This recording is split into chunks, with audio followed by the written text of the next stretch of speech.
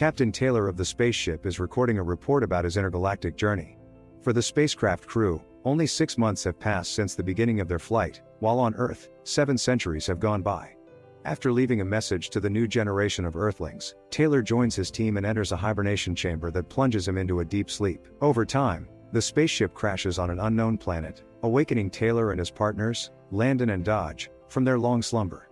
They discover that Stewart, the only woman among the crew, has turned into a mummy due to a malfunction in her hibernation chamber. The ship begins to sink in a lake, forcing the surviving astronauts to evacuate hastily. Before making their way outside, Taylor notices the inscription November 25, 3,978 inches on the ship's chronometer and realizes that 2,000 Earth years have passed since their departure. The crew reaches the shore on a rescue shuttle and proceeds to check the salvaged equipment and food supplies. The findings are disheartening. There is only a few days' worth of food, and the astronauts are surrounded by nothing but desolation. The men decide to embark on a reconnaissance mission to determine if there is any life on this mysterious planet. They walk for hours across the vast desert, encountering no living beings or plants. Suddenly, thunder rumbles in the sky, but no rain follows. After narrowly escaping a rockfall, they decide to take a brief rest stop to discuss their next actions. Taylor, skeptical and devoid of hope, does not believe they can survive. Everyone who knew of their existence has long since perished, and no one will search for them. Leading the way, Landon calls his partners over, discovering a small plant amidst the desert. The unexpected find instills hope in the team, and they continue their journey. Soon, the vegetation becomes denser, and following its trail, they arrive at a cliff where eerie scarecrows can be seen. The team climbs up and hears the sound of water nearby. Choosing not to confront the strange effigies, the men joyfully run towards the picturesque waterfall. During their swim, someone shamelessly steals their clothes and quickly disappears among the trees. Following the thieves, the astronauts find their clothes torn to shreds. However, the most fascinating discovery awaits them ahead: an entire settlement of mute inhabitants whose appearance and behavior resemble prehistoric humans. Suddenly, a menacing roar echoes through the air, and several armed guerrillas, human-sized, descend upon the cornfield where the locals gather food for themselves. During the escape, Dodge is killed, Taylor is injured in the throat, and Landon loses consciousness in the ensuing chaos. The guerrillas capture several prisoners, including 2 astronauts. They conclude their safari by taking pictures next to their prey. The captives are taken to the city of Apes and locked in cages. Talking chimpanzees, the zoopsychologist Zira, and the veterinarian Galen save the man's life, although his injury temporarily renders him mute. Taylor quickly realizes that on this planet, humans are regarded as primitive beings, much like animals. They are contemptuously seen as parasites, hunted down and either destroyed or used for scientific experiments. Upon discovering Taylor's attempts to communicate, Zira concludes that he is the most intelligent of all the captives. She tells her superior, the orangutan Dr. Zayas, about the unusual primate. However, the doctor believes that Taylor is merely mimicking Zira, copying her movements and facial expressions. He insists that his subordinate should not waste resources studying the prisoner.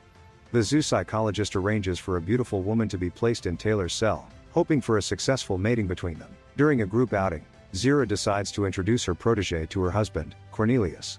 Taylor wants to leave a message in the sand for the couple, but unfortunately, they don't notice it as Dr. Zayas approaches the enclosure. Meanwhile, other prisoners thoughtlessly erase the message, which infuriates the astronaut. This leads to a brawl, resulting in the guards using force to remove Taylor from the enclosure. Zayas notices a fragment of the inscription in the sand and quickly destroys it. Zira visits her protege and apologizes to him for the incident. Desperate, Taylor forcefully presses the chimpanzee against the cage and steals paper and a marker from her. Although a guard quickly retrieves the stolen items, the man manages to write his name on the piece of paper. Zira leads Taylor to her husband and shows him the prisoner's records. Cornelius initially doubts the truth of what is happening, believing that the man is simply using some trick.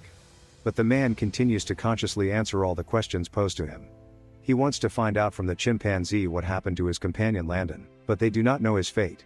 Then Taylor makes a paper airplane and tries to explain that their spaceship crashed on this planet. The astronaut insists on seeing a map, showing the entire path he and his team have traveled since the crash. Cornelius remains skeptical, not believing that the man could have survived in the territory that is considered a forbidden zone in the ape city. Nevertheless, Zira tells Taylor about her husband's theory that monkeys are descendants of less developed primates, presumably humans. Cornelius had previously made an expedition into the forbidden zone and discovered traces of prehistoric culture. She is convinced that Taylor is living proof of her husband's theory. However, He is afraid to express contradictory opinions towards the authorities and risk the safety of his family. Zaius and his colleague Dr. Maximus unexpectedly invade the couple's home. They are not pleased to see Taylor outside the cells and order the guards to lock him up again. Later, Taylor overhears a conversation between the guards, in which an order is given to take him to the operating room for forced castration. When the gorilla activates the camera, Taylor attacks her and successfully escapes. He finds himself at an ape gathering, where a young chimpanzee reveals his identity. A chase ensues, but he skillfully evades the pursuers, throwing them off his trail. During the escape, he ends up in a museum where stuffed deceased humans are displayed. Among them, he horrifyingly discovers his comrade Dodge but is forced to continue his escape. Eventually, he is caught in a net. At that moment, to everyone's astonishment, the man starts speaking. Taylor is returned to his cell, where, in desperation, he starts talking to his mute cellmate and gives her the name Nova. Noticing their closeness, the cunning guards decide to separate the pair by placing them in different cells. Despite the physical distance, Taylor continues to engage in conversation and tells Nova that he had never experienced true love on Earth, which prompted him to run away to the far reaches of space. Now he regrets it and wishes for Nova to share the rest of his life with him. Unexpectedly, Taylor is taken away and brought to the courtroom, where a hearing on his origin is convened. Zira and Cornelius act as Taylor's defense, carefully trying to prove that he has the right to exist. However, their arguments are ignored by the apes, who insist that this world is intended only for apes created in the image and likeness of the Almighty. One of the orangutans accuses Zira and Cornelius of illegal scientific experiments that endowed Taylor with a voice and intelligence. The defendant asks Cornelius to read his notes, in which he recounts how he arrived on this planet and mentions his two companions. The judges demand Taylor to prove the truthfulness of his words and show him other prisoners who were captured during the raid. He recognizes Landon among them, but the poor man has been lobotomized, turned into a living vegetable. The sight enrages Taylor, and he lunges at Dr. Zaius, realizing his involvement in what's happening. The man is forcefully returned to the courtroom, where Cornelius convinces those present that Taylor spoke the truth about his origin from the Forbidden Zone. He emphasizes that the defendant was able to describe that place accurately. Despite all the arguments, the judges decide to send Zira and Cornelius to a tribunal for aiding a human. After the hearing, in a private conversation, Zaius threatens Taylor with castration and lobotomy.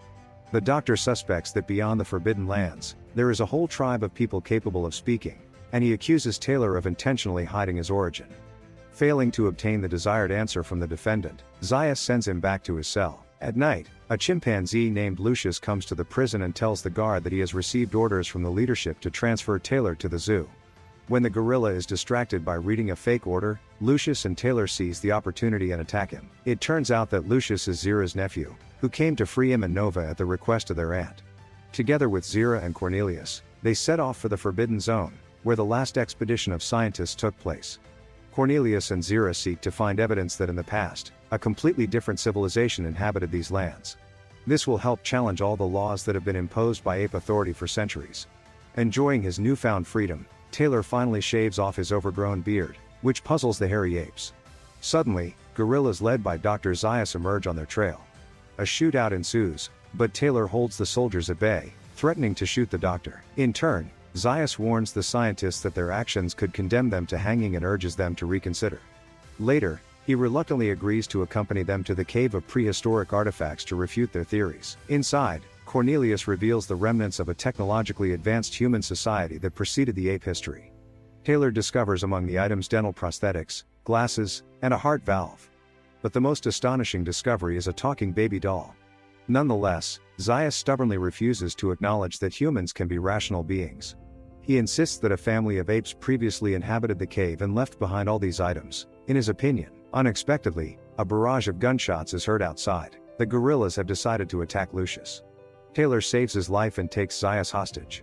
As ransom, he requests a horse, a week's supply of food for him and Nova, and 50 rounds of ammunition. Taylor binds Zaius and demands that he acknowledge that humans were the first inhabitants of these lands and that apes descended from them. Mockingly, the doctor wonders why, in that case, humanity could not survive. Taylor believes that natural disasters or a plague invasion are to blame. In response, Zaius asks Cornelius to read passages from the sacred scroll, which state that humans are the most dangerous beasts on the planet, bringing death and destruction for their own benefit. At that moment, Lucius returns with the ransom. Taylor plans to embark on a journey through the Forbidden Zone to find answers to his questions.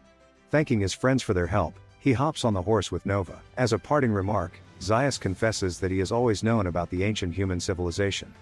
He warns Taylor that he won't like the answer he finds. According to him, the Forbidden Zone used to be paradise on Earth, but humans destroyed it all. Taylor ignores his words and sets off on his journey.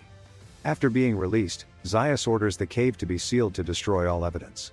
Zira, Cornelius, and Lucius are due to stand trial, after which they will be imprisoned for 2 years. Zaius assures his subordinates that he is saving ape civilization with his actions. Taylor and Nova ride on horseback along the shoreline, eventually discovering the remains of the Statue of Liberty. The astronaut realizes that this alien planet is actually Earth, but thousands of years after an apocalyptic nuclear war. In despair, Taylor falls to his knees and condemns humanity for destroying the world.